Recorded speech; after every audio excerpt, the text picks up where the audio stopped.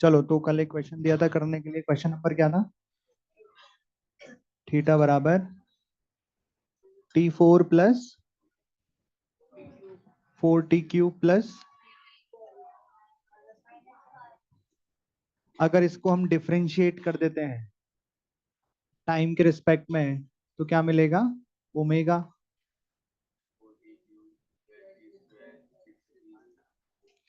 अगर इसको एक और बार डिफरेंशिएट कर देते हैं तो अल्फा।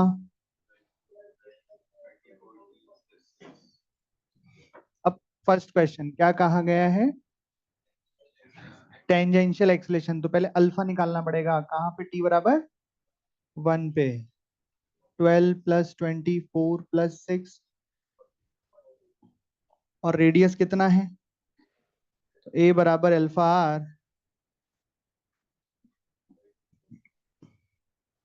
मीटर पर सेकंड स्क्वायर।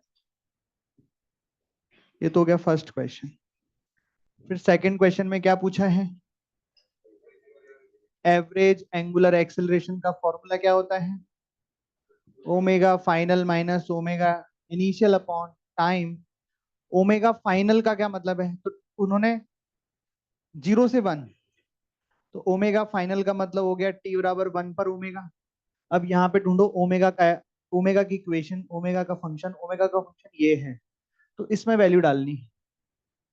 4 प्लस 12 प्लस 6 कितना हुआ? और ओमेगा इनिशियल यानी टी बराबर 0 पर कितना आएगा? 0।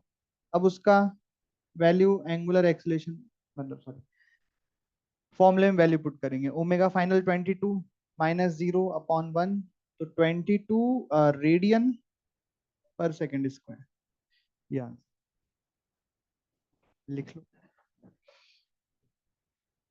एक और लिखो।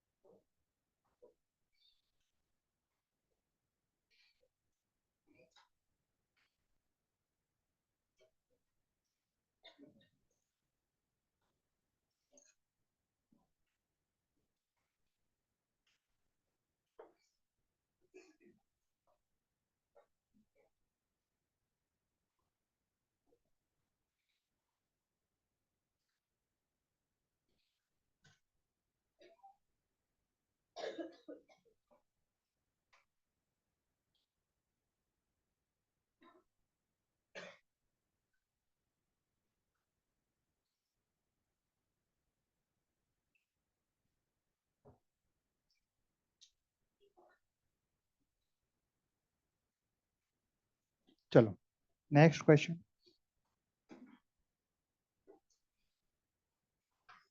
लिख लिया, नोट कर लिया?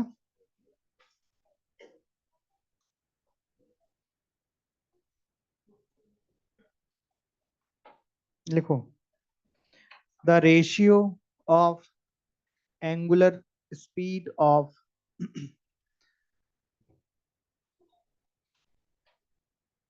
the ratio of angular speed of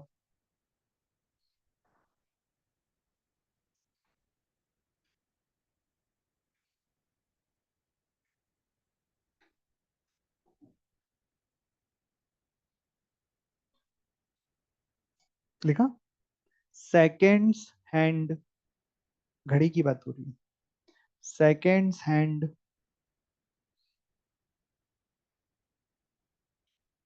and minutes hand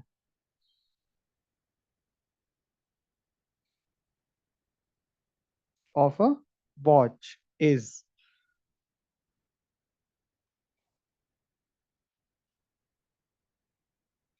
of a watch is question mark।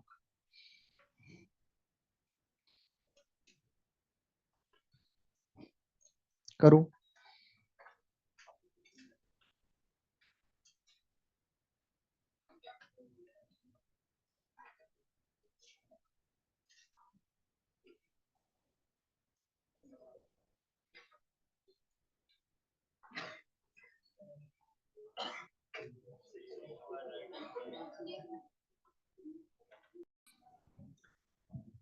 तो एक बात आपको समझनी होगी कि आपको जब काइनेमेटिक्स स्टार्ट किया था, मतलब कल स्टार्ट क्या किया था, मतलब अभी कल परसों कल,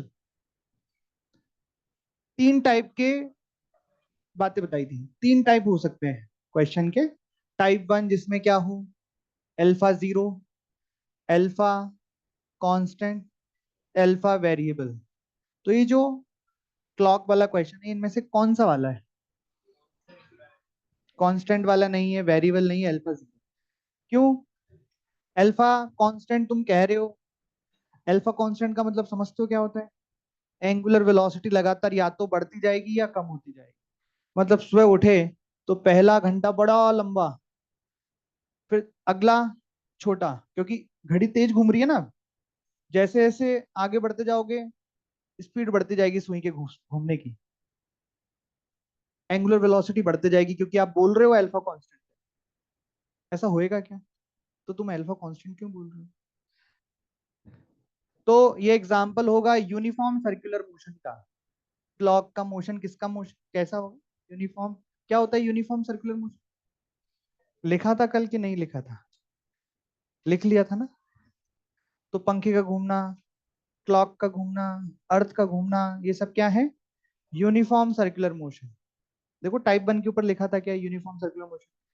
टाइप टू के ऊपर क्या लिखा था? और टाइप थ्री के ऊपर क्या लिखा था? तो ये है यूनिफॉर्म सर्कुलर मोशन। तो जब भी क्लॉक आएगी तो यूनिफॉर्म सर्कुलर मोशन। तो यूनिफॉर्म सर्कुलर मोशन का मतलब क्या होता है? अल्फा क्या हो जाए? जीरो। यहाँ पे बस एक ही फॉर्मूला काम आता है, थीटा बराबर ओमेगा टी। अब मैं पहले सेकेंड हैंड के लिए बनाता हूँ इक्वेशन। सेकेंड हैंड अपना एक चक्कर कंप्लीट करेगी, तो थीटा कितना होगा? एक चक्कर का मतलब 2 पाई रेडियन ही होता है। और उसको समय कितना लगेगा, टाइम कितना लगेगा एक चक्कर कंप्लीट करने में सेकेंड हैंड को? 60 सेकेंड लगेंगे। तो इसका ओमेगा अगर मैं यहां से देखूंगा, ओमेगा वन 2 पाई/60 हो जाएगा। और यही काम मैं किसके लिए करूंगा? मिनट्स हैंड के लिए। तो मिनट्स हैंड के लिए थीटा एक चक्कर 2 पाई रेडियन। टाइम कितना लगेगा एक चक्कर कंप्लीट करने में मिनट्स हैंड को? 60 मिनट्स लग जाते हैं। तो ये 60 × 60 सेकेंड हो जाएंगे। और ओमेगा टू कितना आ जाएगा? 2 पाई/3600 रेडियन पर सेकेंड। आपको निकालना है ओमेगा वन अपन ओमेगा टू। तो ये कितना आ जाएगा? 60। तो आंसर आ जाएगा 60:1। ऐसे लिख लो।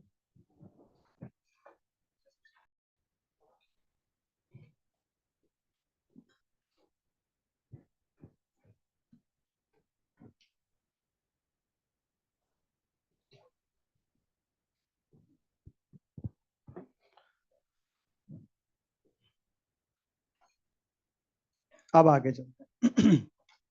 तो जल्दी से पहले रिवाइज कर लेते हैं कि क्या क्या पढ़ा है ना। तो देख लो इधर ही।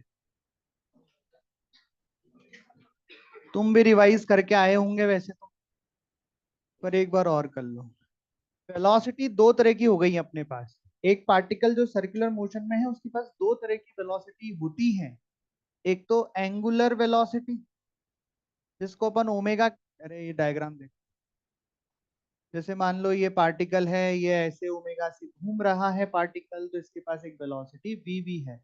इसको बोलते हैं अपन सिर्फ वेलोसिटी, या बोल सकते हैं लीनियर वेलोसिटी।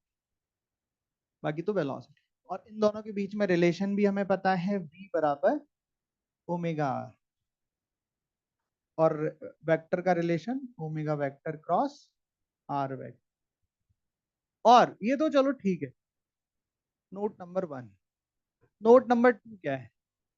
तो नोट नंबर टू है एक्सेलरेशन का, कि एक्सेलरेशन कितने होते हैं, कौन कौन से होते हैं, कैसे कैसे होते हैं। तो एक्सेलरेशन पे भी हमने पहले तो दो टाइप बना दी। दो टाइप कौन कौन से? एक तो एंगुलर एक्सेलरेशन, जिसको हम अल्फा कह रहे हैं। अब इधर linear acceleration. Linear acceleration, linear acceleration में कितने हैं? 3। लीनियर में 3 है। एक तो आप अभी जो बोल रहे थे टेंजेंशियल एक्सेलरेशन एटी, और एटी और अल्फा में रिलेशन हमने पढ़ लिया। एटी बराबर अल्फा, और ये वेक्टर में भी रिलेशन होता है, एटी वेक्टर बराबर अल्फा वेक्टर क्रॉस आर। उसके अलावा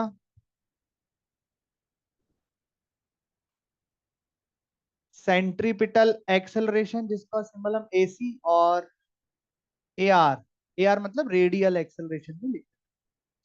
सेंट्रीपिटल मतलब जिसकी डायरेक्शन होगी towards the centre, towards the centre जिसकी डायरेक्शन होगी वो होगा सेंट्रीपिटल एक्सेलरेशन। तो बेसिकली अभी कॉपी में हमने बस ये लिखा है, एंगुलर एक्सेलरेशन हेडिंग डाल के लिखा है ना। ये पढ़ लिया है, समझ लिया है, लिखा नहीं है, तो अभी हम ये तीनों पढ़ने वाले हैं। अच्छा, तीसरा, तो टेंजेंशियल एक्सेलरेशन की डायरेक्शन क्या होगी? हमेशा सर्कल के टेंजेंट, हमेशा सर्कल के टेंजेंट। जैसे ये पार्टिकल मिले, इस मोमेंट पर मान लो है इसका टेंजेंशियल, तो कैसे ऊपर हो सकता है, नीचे हो सकता है, पर होगा टेंजेंशियल, मतलब टेंजेंट है, टेंजेंट ही है। और सेंट्रीपिटल कैसे हो? सेंटर की तरफ। तो अगर टेंजेंट और सेंटर की तरफ के बीच में एंगल देख ली तो कितना आएगा हमेशा, मतलब इसके और इसके बीच में हमेशा एंगल कितना होगा? 90 डिग्री। और ये दोनों एक्सेलरेशन को जब ऐड करेंगे, यानी कि इनका रिजल्टेंट, वो अपन बोल रहे हैं तीसरा, नेट एक्सेलरेशन, ए जिसको अपन लिख दे रहे हैं। वो क्या है? बेसिकली इन दोनों का रिजल्टेंट है, इन दोनों को ऐड करके जो नेट एक्सेलरेशन आएगा पार्टिकल का, linear acceleration, net acceleration. Angular होगा वो तो होगा ही, पर लीनियर में जो नेट होगा वो लिख लो और हेडिंग डाल दो, linear acceleration of circular motion. मतलब ये लिखने के बाद अब हम वो तीनों पढ़ेंगे, tangential, centripetal and net acceleration.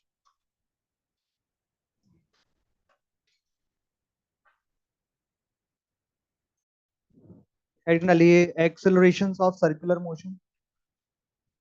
Linear वाले, एंगुलर तो हमने पढ़ लिया, linear acceleration of circular motion. और उसमें लिखिए first, tangential acceleration, tangential acceleration.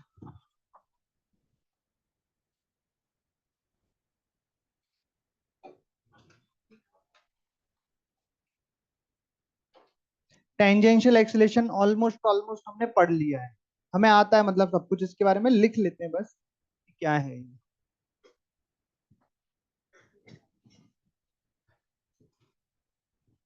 लिखो, अरे यही सब तो लिख रहे हैं तो फिर बना लेना टेबल खुद से।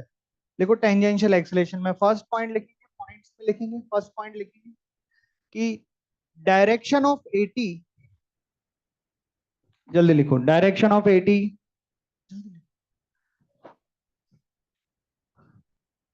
Is always tangent to the circular path.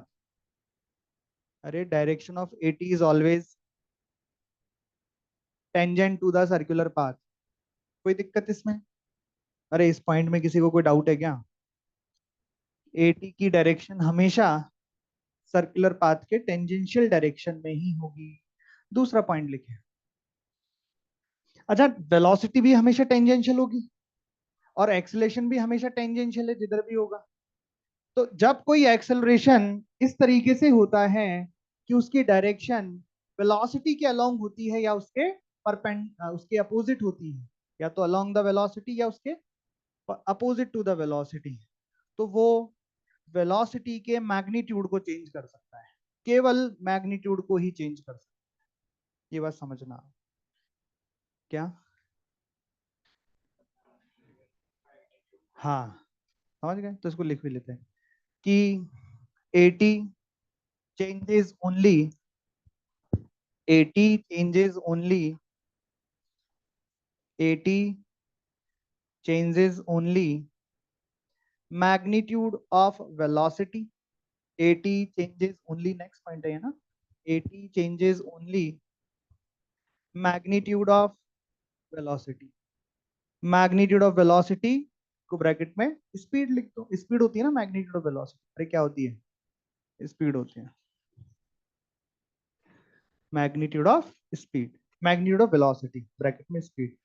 Eighty केवल स्पीड को ही बदल सकता है, कम कर सकता है, बढ़ा सकता है, जो कर सकता है, पर केवल मैग्नीट्यूड को ही चेंज कर सकता है। लिख लिया दूसरा पॉइंट? अरे लिख लिया क्या? थर्ड, इफ एटी बराबर जीरो, बताओ अगर एटी बराबर जीरो है, एटी वेक्टर बराबर जीरो है, तो अल्फा पे कमेंट कर सकता हूं क्या? अबे यार इतना मरी हुई आवाज में बोल रहे हो। अगर एटी बराबर जीरो है तो अल्फा क्या लिखूं? पक्का?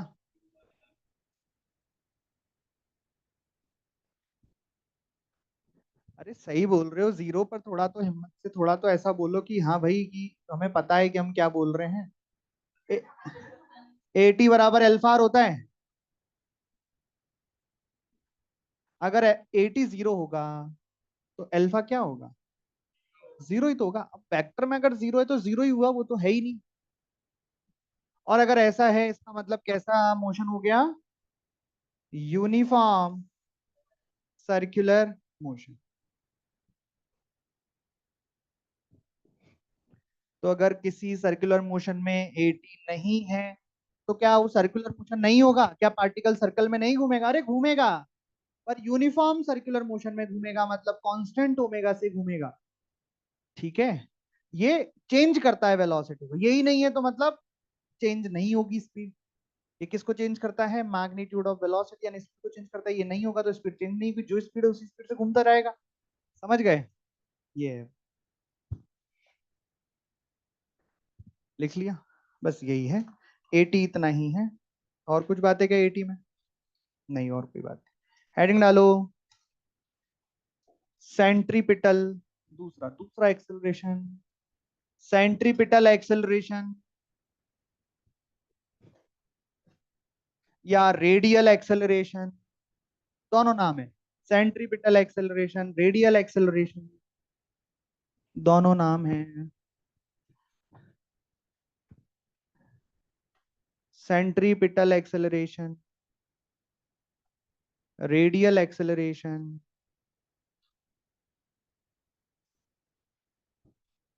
ब्रैकेट में आप इसका सिंबल लिख लो, एसी से रिप्रेजेंट कर लो। ठीक है, अब ये सीखो ध्यान से, ये पहली बार पढ़ लो, है ना? सबसे पहली बात, इसकी डायरेक्शन टुवर्ड्स द सेंटर। तो पहला तो पॉइंट ये लिख लो, लिख लो, direction of AC is always, direction of AC is always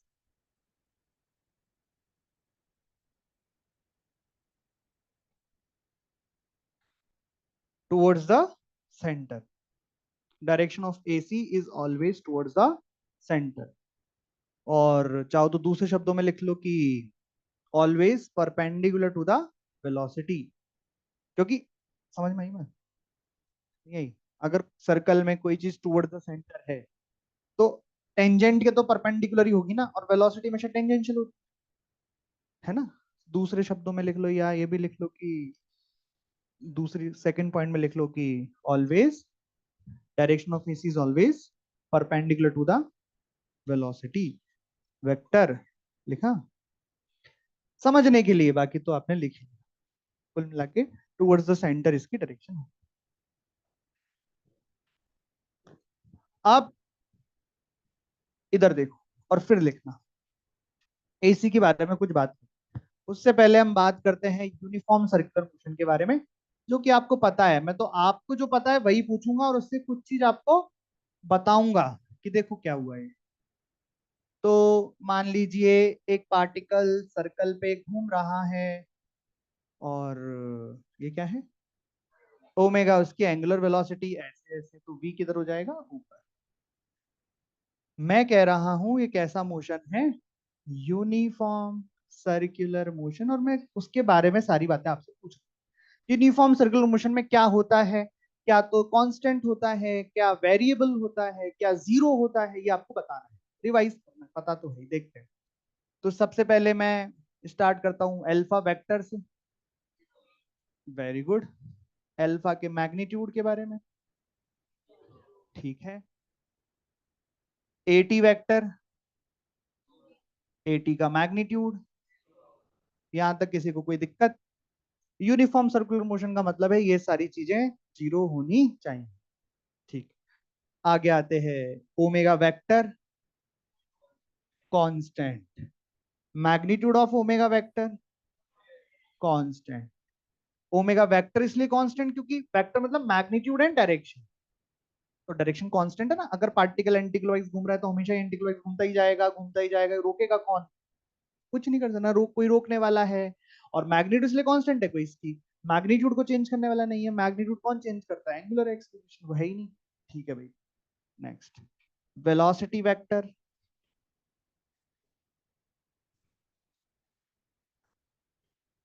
velocity vector, velocity vector not constant, क्यों? Direction is changing. जैसे अभी पार्टिकल यहां है तो वेलोसिटी ऊपर है, जब पार्टिकल यहां चला गया तो वेलोसिटी ऐसे है, जब पार्टिकल यहां चला जाएगा तो वेलोसिटी हमेशा v ही रहेगा, मैग्नीट्यूड तो। लेकिन डायरेक्शन अभी यहाँ पे जे कैप माइनस आई कैप प्लांट, तो velocity vector is variable, velocity vector is changing. तीन तरीके से लिख दी सेम बात, अब आपको याद रहनी चाहिए। और मैग्नीट्यूड ऑफ बी कांस्टेंट। तो ये बातें तो हो गई किसके बारे में? Uniform circular. पर मैंने इसको एसी में क्यों लिखा है, मतलब सेंट्रीपिटल एक्सीलरेशन में मेरा लिखने का क्या मतलब है, तो सुनना ध्यान से। मैं पूछ तो जाऊं, उसका जवाब दो। सर्कुलर मोशन में क्या वेलोसिटी बदल रही है? सबने बोला ही नहीं। अबे ये वेलोसिटी बोलते हैं, या पानी ला दे। लिख रखा है बदल रही है, तो हाँ बोलो ना यार, तुमको सिर्फ हाँ या बोलना था। पानी ला दे। बताओ, क्या इस सर्कुलर मोशन में वेलोसिटी बदल रही है क्या? क्या उसका मैग्नीट्यूड बदल रहा है क्या? पर वेलोसिटी बदल रही है, पक्का? अब अगले सवाल में हाँ नहीं पूछ बोलना है, समझ के सोच के बोलना है। वेलोसिटी बदल रही है, पक्का? वेलोसिटी को कौन बदलता है? एक्सेलरेशन बदलता है, पर एक्सेलरेशन तो जीरो है। दोबारा, क्या वेलोसिटी बदल रही है थैंक क्या? यू। वेलो अबे लिखा हुआ है वेलोसिटी इज वेरिएबल, वेलोसिटी तो बदल ही रही है, वो तो एकदम पक्का है। वेलोसिटी बदल रही है क्या? वेलोसिटी को कौन बदलता है? एक्सेलरेशन तो जीरो लिखवाया आपने। मतलब क्या? देखो, ये बात तो पक्की है ना? मतलब कोई और है, कोई और एक्सेलरेशन है जो इस वेलोसिटी को बदल रहा है, लेकिन वो एक्सेलरेशन ऐसा है कि मैग्नीट्यूड को नहीं बदल रहा है। सिर्फ किसको बदल रहा है? डायरेक्शन को बदल रहा है। बात समझ में आ रही है? तो जब मैं आपको बोलता था कि एक्सेलरेशन का वो कंपोनेंट जो वेलोसिटी की डायरेक्शन में होता है वो मैग्नीट्यूड को बदलता है, तो आपने कभी पूछा नहीं सर वो दूसरा जो परपेंडिकुलर कंपोनेंट है वो क्या करता है? वो डायरेक्शन को बदलता है, वो मैग्नीट्यूड को नहीं बदल सकता है। एक्सेलरेशन का वो कंपोनेंट जो वेलोसिटी के अलोंग होता है वो वेलोसिटी के मैग्नीट्यूड को बदलता है, लेकिन एक्सेलरेशन का वो कंपोनेंट जो वेलोसिटी के परपेंडिकुलर होता है वो वेलोसिटी की डायरेक्शन बदलता है, मैग्नीट्यूड नहीं बदलता है। और ये वाला जो एक्सेलरेशन है वो वेलोसिटी के परपेंडिकुलर ही है, क्योंकि वो हमेशा सेंटर की तरफ लग रहा है, तो वो डायरेक्शन को बदलेगा। तो इसलिए यहां पे ये बात बताई। ठीक है, अरे समझ गए? अच्छा, एक बात मेरे को बताओ, एटी जीरो है, क्या तब भी सर्कुलर मोशन हो रहा है? हो रहा है। लेकिन अगर एसी जीरो हो जाए तो क्या सर्कुलर मोशन हो पाएगा क्या? क्यों नहीं हो पाएगा? क्योंकि सर एक बार अगर मैग्नीट्यूड नहीं बदला तो भी काम चल गया, वो कांस्टेंट स्पीड से घूम रहा है। लेकिन अगर डायरेक्शन ही नहीं बदली तो वो घूमेगा कैसे? वो तो जिधर है निकल जाएगा। तो एसी जो है, जरूरी एक्सेलरेशन हो जाएगा सर्कुलर मोशन के लिए, एटी हो ना हो, कोई फर्क नहीं पड़ता, होगा अच्छी बात, नहीं होगा कोई बात नहीं। लेकिन अगर एसी नहीं हुआ तो सर्कुलर मोशन नहीं हो सकता। तो एसी की फुल फॉर्म कंपलसरी एक्सेलरेशन। तो फिर तो ये लिख लो, लिखना चाहो तो, बाकी एसी से कोई मतलब नहीं है, लेकिन ठीक है वैसे भी अच्छी बात है। तो और फिर उसके बाद अगला पॉइंट लिखेंगे, एसी का compulsory acceleration for circular motion, और फिर कुछ और भी लिखेंगे, तो लिख लो।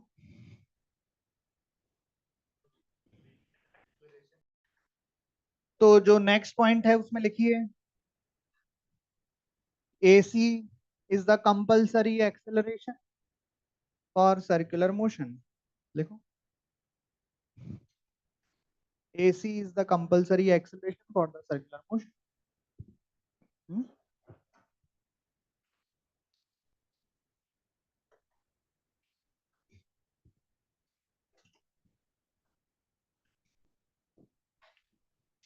AC is the compulsory acceleration for the circular motion.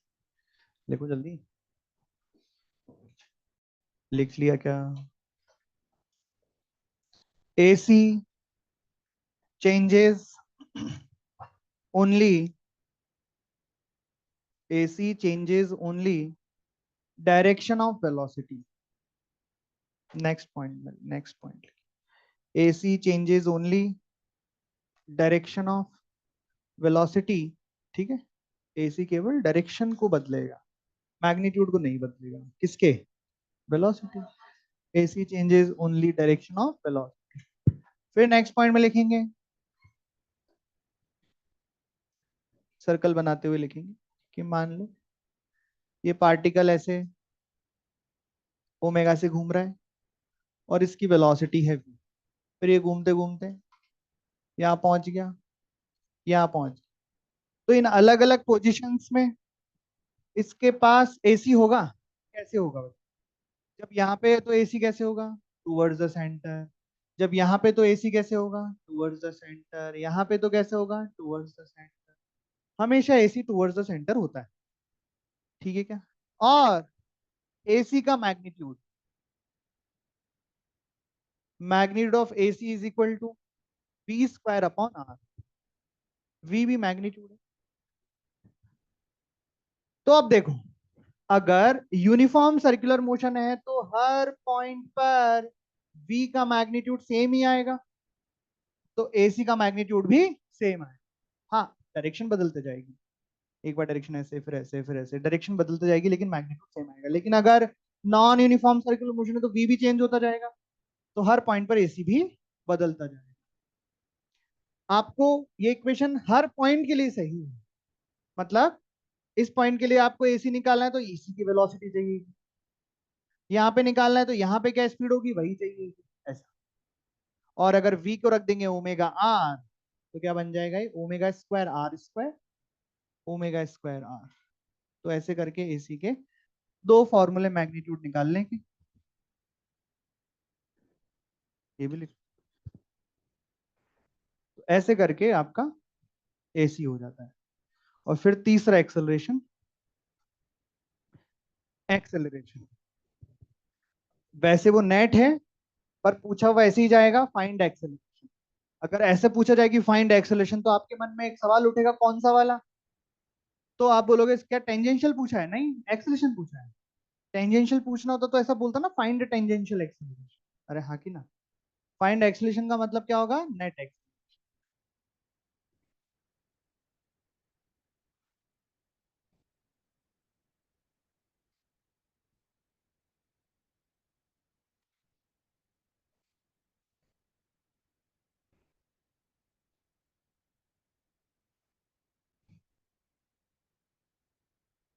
लिख लिया है?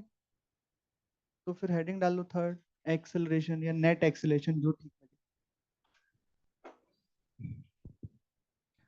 और मान लेते हैं कि इस पार्टिकल के पास एक एंगुलर एक्सेलरेशन है अल्फा, तो बताइए, और ये घूम रहा है, तो इसके पास दो एक्सेलरेशन आ जाएंगे। एक तो सेंटर की तरफ कौन सा?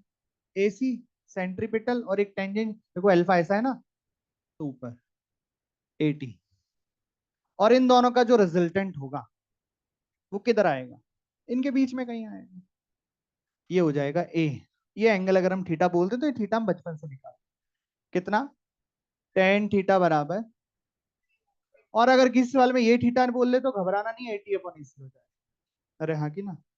और ए कितना हो जाएगा, √ऑफ AC² प्लस AT²। अब ये जो लिख रहा हूँ ये रटना नहीं है। AC की वैल्यू या फॉर्मूला V²/R का स्क्वायर, और AT अल्फा R का। ये याद थोड़ी करना, ये तो पता है, ये है बस, हो गया ये अपना नेट एक्सेलरेशन।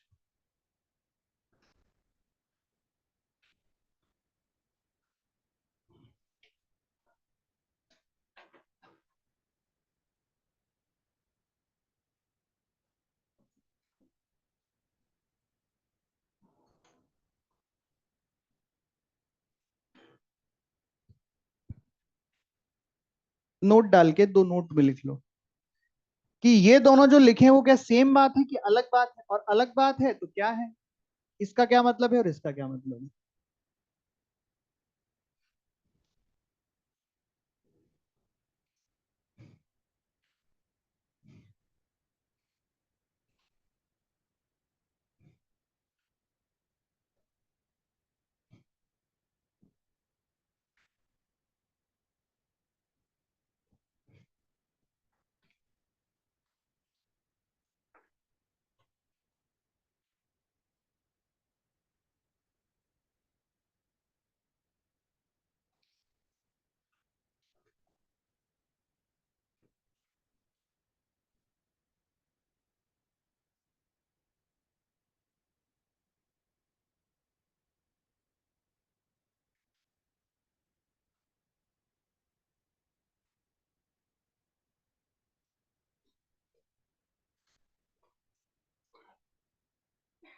बताओ इसका मतलब क्या है।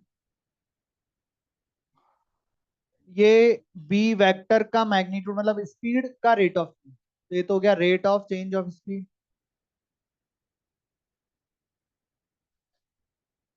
Rate of change of speed का मतलब क्या हो गया, AT हो गया। और ये क्या है, rate of change of, V vector का मतलब क्या होता है, वेलोसिटी, तो rate of change of velocity, तो ये कौन सा हो गया, अरे जल्दी बताओ यार, rate of change of velocity तो ए नेट हो गया, तो ये मैग्नीट्यूड, वेलोसिटी में डायरेक्शन और मैग्नीट्यूड दोनों आते हैं, तो उनका रेट ऑफ चेंज नेट हो जाएगा। तो AC क्या होगा बताओ, भाई ऊपर वाला हो गया AT, ए नेट, तो AC भी कुछ होना चाहिए ना, बताओ क्या होगा AC? हाँ, dV cap/dt, मतलब rate of change of direction of velocity, तो वो AC हो जाएगा। लिख लिया। तो इस तरीके से आपकी काइनेमेटिक्स की पूरी थ्योरी हो गई। अब काइनेमेटिक्स कुछ भी नहीं बचा, बस कुछ क्वेश्चंस और कर लेते, उसके बाद हम स्टार्ट करेंगे डायनामिक्स, तो कल से स्टार्ट होगा, परसों से।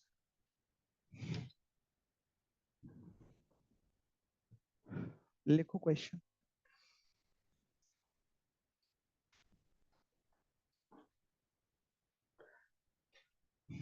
लिखो लिखो। A particle is moving in a circular path, question लिखें, question number 7। A particle is moving in a circular path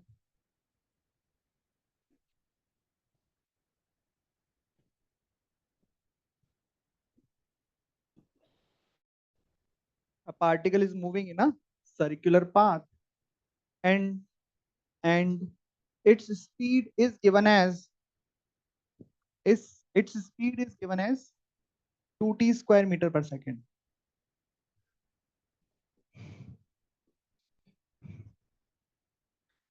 Full stop. Radius of the circle is 2 meter. Radius of the circle is 2 meter. Find radius of the circle is 2 meter. Then find acceleration at t बराबर 2 second. Find acceleration at t बराबर 2 second.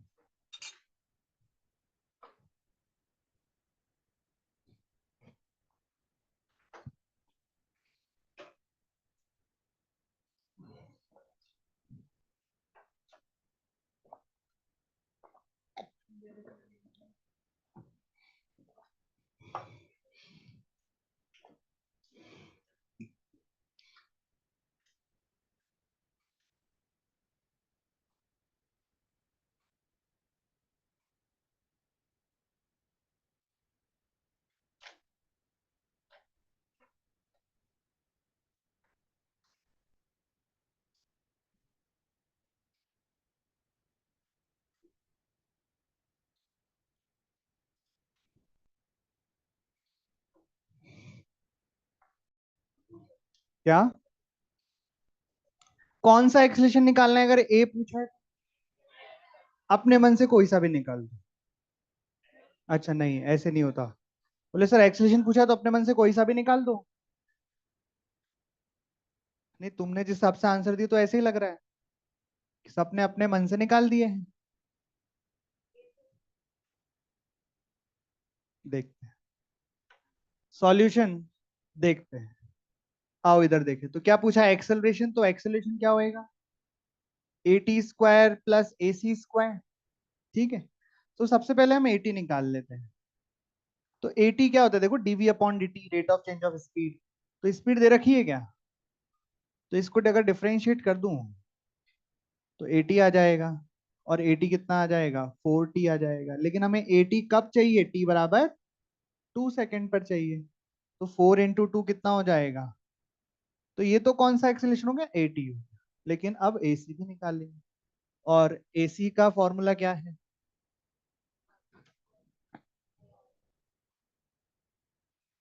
AC बराबर v²/r। और v कितना है? 2t² का square upon 2। r की value 2। ये हो गया AC। कब चाहिए AC? t बराबर 2 पर। तो AC t बराबर 2 पर, तो डाल दो t बराबर 2। कितना हुआ? 32। वे कितना हुआ? 32 मीटर पर सेकेंड स्क्वायर। तो AC आ गया, AT आ गया, तो A भी आ जाए। A बराबर √ऑफ 8² प्लस 32², जो कि हो जाएगा 1088। ये आंसर हो जाएगा।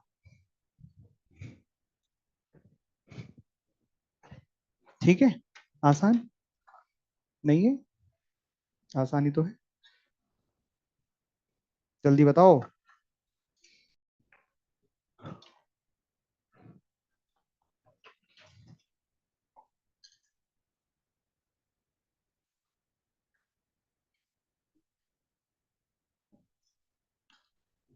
लिखो, पहले ये बना लो, साइड में लिख लो। ए बराबर दिया है 10 मीटर पर सेकेंड स्क्वायर, और रेडियस बराबर दी है 5 मीटर। क्वेश्चन लिख लो। Particle is moving in a circular path.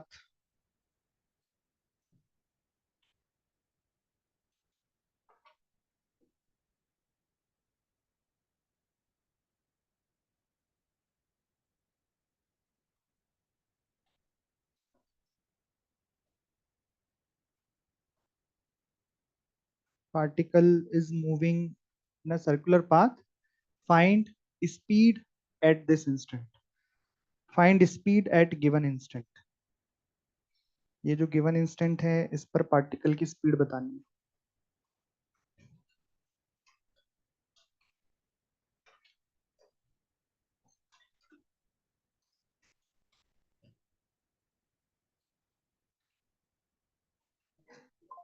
क्या?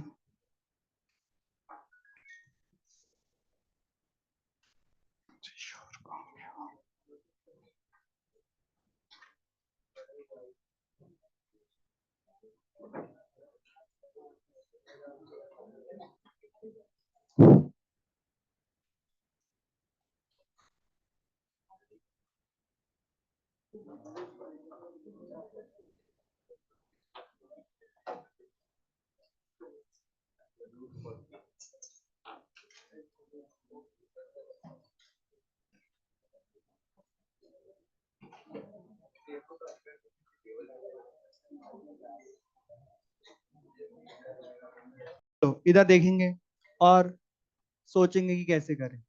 हमको स्पीड तक पहुंचना है, स्पीड और दिया एक्सेलरेशन है, तो किस एक्सेलरेशन के फॉर्मूले में स्पीड आता है? एसी में आता है। तो पहले एसी निकालना पड़ेगा। क्या इसी को एसी कह दें क्या? नहीं, एसी तो वो होता है जो सेंटर की तरफ होता है। तो इस एक्सेलरेशन के दो कंपोनेंट्स करेंगे, एक कंपोनेंट जो सेंटर की तरफ होगा और दूसरा कंपोनेंट जो वेलोसिटी की तरफ होगा होगा तो वेलोसिटी की तरफ जो कंपोनेंट होगा वो एटी होगा और ये वाला एसी होगा। तो एसी क्या होगा बताइए जरा।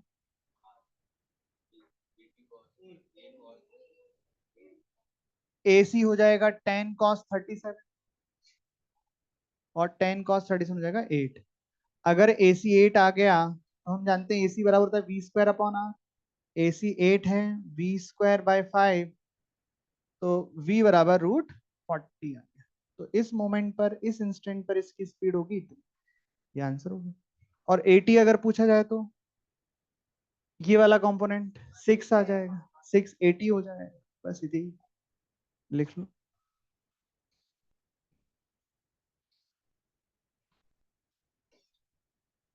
एक और लिखो,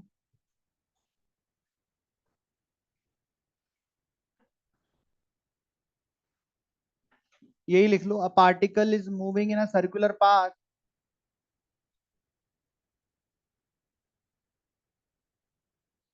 and acceleration velocities are given. Acceleration and velocities are given. A particle is moving in a circular path and acceleration velocities are given. ठीक है। Find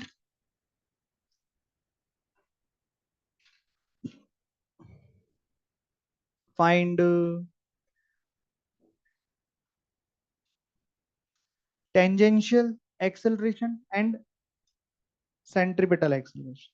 Find AC, नहीं, find AT and AC. Find AT and AC. नहीं आया तो इधर देखो।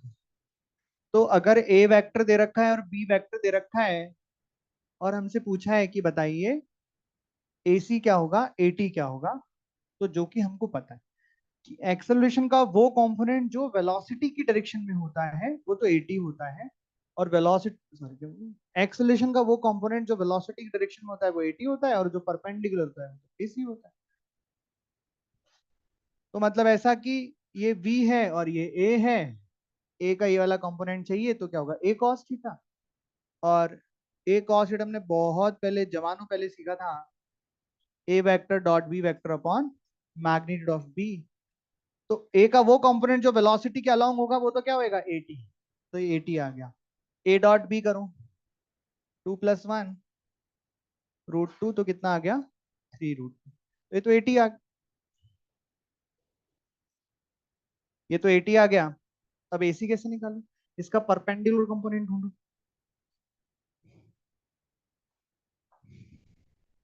या फिर ये भी तो जानते हैं हम, A² = 80² प्लस AC²। ए स्क्वायर का मतलब क्या है, ए के मैग्नीट्यूड का स्क्वायर। तो ए का मैग्नीट्यूड कितना है, √5 का स्क्वायर 5 हो जाएगा।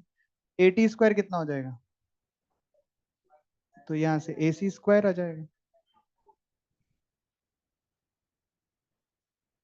तो AC बराबर कितना हो जाएगा,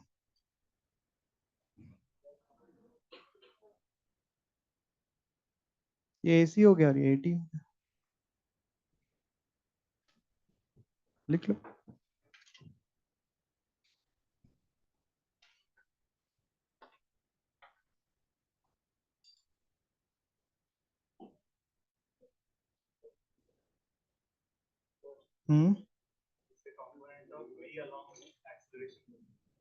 कंपोनेंट ऑफ, नहीं, component of acceleration along velocity. A के कंपोनेंट करने, बी के नहीं करने। वी तो टेंजेंशियल ही, अगर उसने बोला है कि particle moving in circular path, तो जो नेट वेलोसिटी होगी वो टेंजेंशियल होगी ऑलरेडी। तो हमें ए का कंपोनेंट टेंजेंट पे चाहिए, तो ए का कंपोनेंट बी पे चाहिए, बी का कंपोनेंट ए पे नहीं चाहिए, तो ए का कंपोनेंट किस पे करना है, बी पे। डॉट प्रोडक्ट की एक प्रॉपर्टी होती है ऐसा कंपोनेंट करने वाली, मतलब डॉट प्रोडक्ट का यूज किया है, करना तो कंपोनेंट था, और जब ऐसा वेक्टर में दी रहती है क्वांटिटी तो हम कंपोनेंट डॉट प्रोडक्ट की मदद से कर लेते हैं। तो कॉन्सेप्ट इसका था कि कंपोनेंट करो, कंपोनेंट कैसे मन करे वैसे करो। एक और कर लो।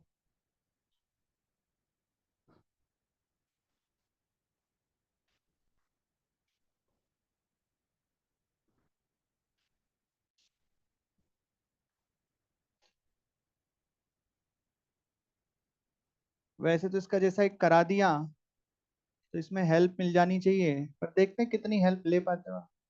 मतलब लैंग्वेज है, पर लिखा हुआ है, वरना तो ये रेडियस इज 4 मीटर। तो क्वेश्चन है कि गिवन है, फाइंड फाइंड फर्स्ट क्वेश्चन,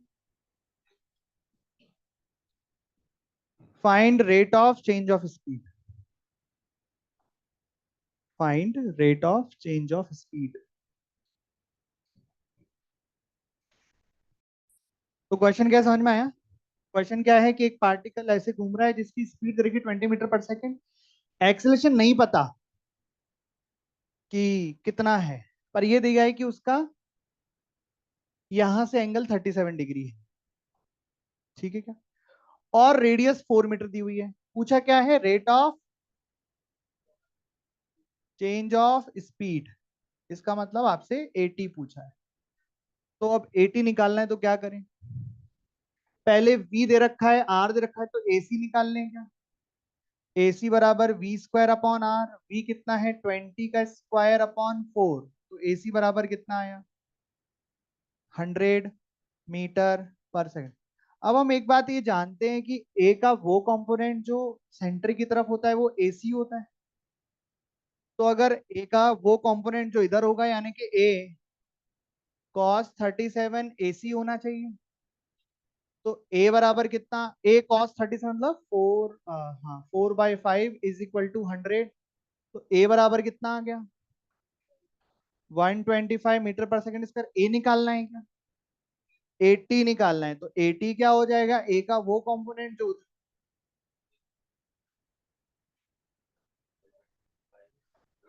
या फिर इसका स्क्वायर माइनस इसका, मतलब ठीक है वो रिजल्टेंट के से निकाल दो, ऐसे निकाल दो, आपको पता ही ज्यादा बढ़िया पड़ेगा। कितना आया ऐसे, ये ऐसे हो सिंपल। मतलब अगर कॉन्सेप्ट की क्लैरिटी हो तो आसान है, नहीं तो फिर घूम ही जाओगी क्या ही हो रहा है ना। सही, ठीक है। एक और कर लो, लिखो, ये क्वेश्चन लिखना पड़ेगा।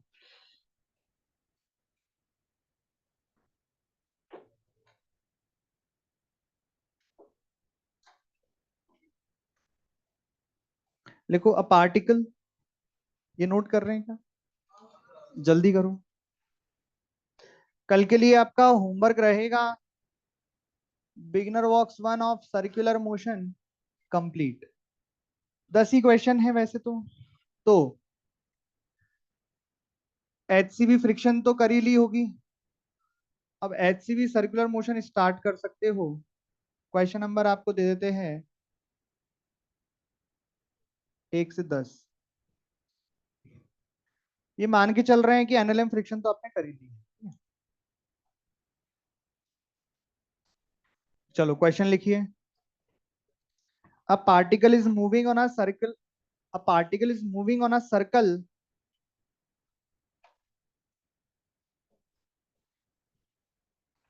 particle is moving on a circle of radius r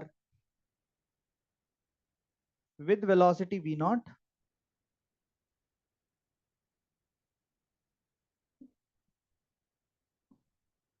full stop. Suddenly a resistive force, suddenly a resistive force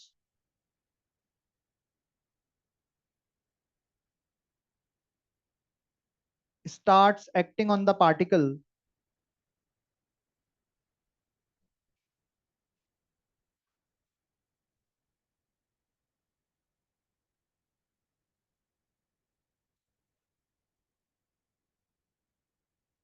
at t बराबर 0, at t बराबर 0, and it causes retardation of particle.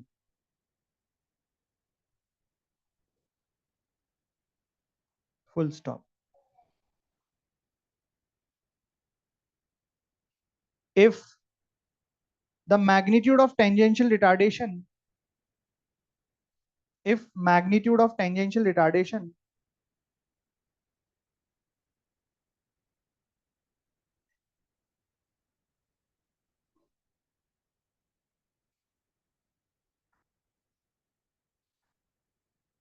always equal to speed of the particle, always equal to speed of particle at all instant, speed of particle at all instant,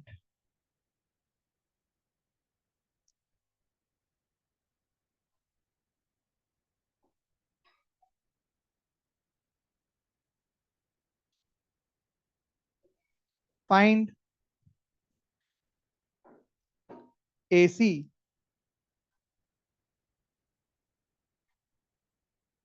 after time t.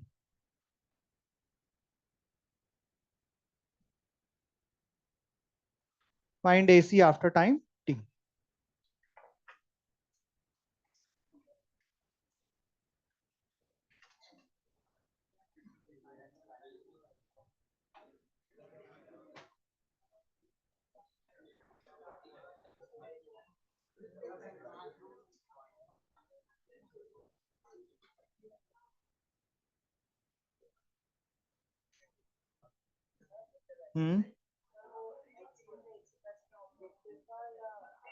Exercise के देते question तो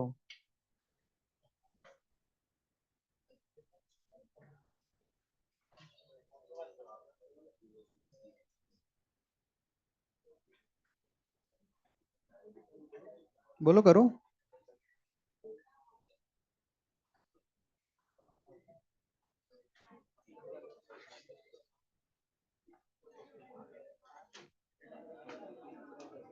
नहीं वो कर रहे, मैं कर देता हूँ।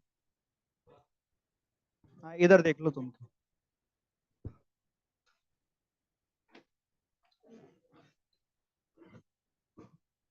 क्वेश्चन तो पढ़ सकते हो ना कम से कम, या वो भी पढ़ दूं आपके लिए?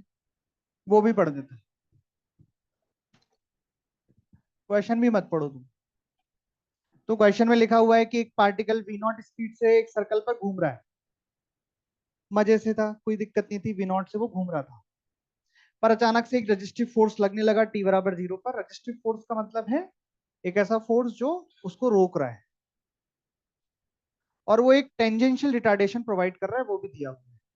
और वो टेंजेंशियल रिटार्डेशन हमेशा स्पीड के बराबर होता है, मतलब वो स्पीड को कम करता जाएगा, और जो टेंजेंशियल रिटार्डेशन लग रहा है वो भी कम होता जाएगा, क्योंकि वो हमेशा स्पीड के बराबर है। मतलब कि एक बार डायग्राम से भी, कि मान लो ये ऐसा सर्कुलर पाथ है और ये पार्टिकल है, वो बढ़िया वी नॉट स्पीड से घूम रहा था, फिर अचानक टी बराबर 0 पर एक रजिस्टिव फोर्स लगा, जिससे एक टेंजेंशियल रिटार्डेशन लगने लगा, मतलब एटी दे रखा है। और ये एटी ऐसा है कि देखो, ये एटी वी नॉट को कम करेगा, वी नॉट को कम करेगा तो कम होएगा, तो एटी भी कम हो जाएगा। मतलब जो टेंजेंशियल एक्सेलरेशन है वो भी वेरिएबल है, एटी भी कांस्टेंट नहीं है, एटी भी वेरिएबल है। तो टाइप 1, टाइप 2, टाइप 3 कौन सा टाइप का सवाल हो गया? और टाइप 3 का मतलब आपको अब इंटीग्रेशन डिफरेंशिएशन कैलकुलस का यूज करना है, क्योंकि एटी वेरिएबल तो अल्फा भी वेरिएबल। समझ में आई के बाद? तो मान लेते हैं कि किसी टाइम टी पर यहां पर जब पार्टिकल पहुंचा होगा, तो क्या वेलोसिटी वी नॉट रही होगी? क्या वी हो गई होगी? और जो एटी है वो भी बदल गया होगा, वो वी के बराबर आएगा, हमेशा हमेशा स्पीड के बराबर आएगा, ये उसने कहा है। जैसे यहाँ पे एटी बराबर कितना हो जाएगा? Minus V naught. माइनस मतलब मैग्नीट्यूड में तो वी नॉट रहेगा, माइनस में बताना चाह रहा हूँ कि रेट ऑफ चेंज उसका नेगेटिव रहेगा। समझ में आई बात? तो अब करना कैसे? तो किसी टाइम टी पर टेंजेंशियल एक्सेलरेशन बराबर क्या लिखेंगे, माइनस क्या बता रहा है कि वो रेट ऑफ चेंज नेगेटिव है। भाई एटी क्या होता है, rate of change of speed is equal to minus B, किसी टाइम टी पर। वी नॉट तो इनिशियल है, किसी टाइम टी पर तो बी। अरे समझ में आ रही है बात? अब डी टी इधर ले गए, वी इधर ले गए, मतलब ये हो गई फिजिक्स खत्म। अब चालू हो गई मैथ्स, बस मैथ्स करते जाओ। लिमिट्स और लगा दो, मान लो कि फिजिक्स पे टी बराबर जीरो पर स्पीड कितनी थी, वी नॉट, और टी पर क्या हो जाएगी, वी। इस पे 1/x ln x हो जाएगा, ln v minus ln v naught हो जाएगा, प्रॉपर्टी लगाओगे तो ln v upon V naught हो जाएगा, is equal to minus T हो जाएगा। ई उधर जाएगा, अरे ये बेस इधर जाएगा, तो v बराबर V naught E to the power minus T हो जाएगा। लेकिन v पूछा है कि एसी पूछा है, एसी पूछा ना आफ्टर टाइम टी, तो v क्यों निकाल रहे हैं, क्योंकि एसी का फॉर्मूला ही होता है ना v स्क्वायर अपॉन r, इसलिए v निकाल। तो v आ गया क्या, नहीं आया? तो हाँ बोलो ना, ऐसे क्यों कर रहे हो? मैंने बोला v आ गया क्या, ऐसे बोलो आ गया। क्या velocity as a function of time आ गया, उसको यहाँ रखेंगे तो acceleration as a function of time आ जाएगा, वही पूछा है, तो हो गया question. AC is equal to v naught का square e to the power minus two t upon r, ये आंसर है, बस इतना ही।